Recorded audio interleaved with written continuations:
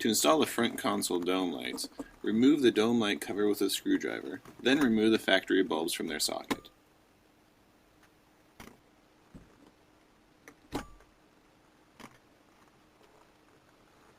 Then replace them with your new LEDs by placing the brackets in the socket.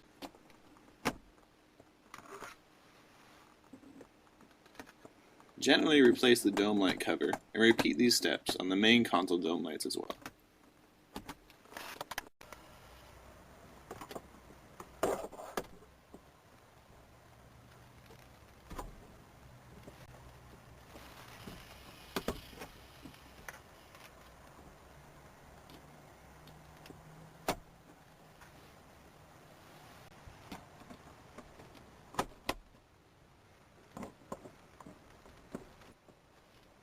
Congratulations!